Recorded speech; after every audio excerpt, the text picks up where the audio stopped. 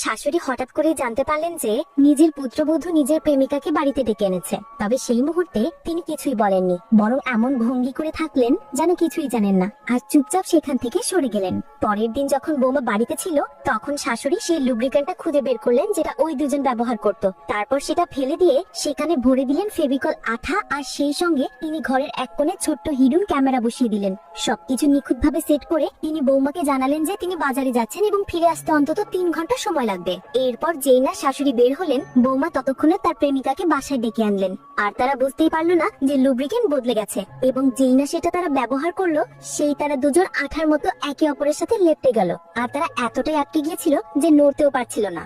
বৌমা আতঙ্কে পড়ে গেল এবং প্রেমিক সম্পূর্ণভাবে লজ্জায় পড়ে গেল। তারা অনেক চেষ্টা করেও আলাদা হতে পারলো না। ওদিকে শাশুড়ি ফোনে লাইভ ক্যামেরার মাধ্যমে সবকিছু দেখছিলেন।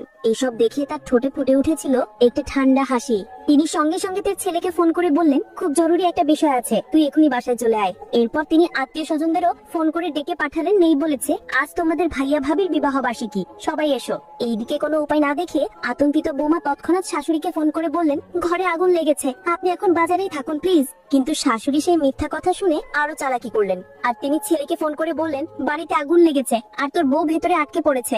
এই কথা শুনে ছেলে ভয় পেয়ে গেল আর দৌড়ে ছুটে গেল বাড়ির দিকে। এইবার কি হবে? নেক্সট পার্ট দেখতে কমেন্ট করুন।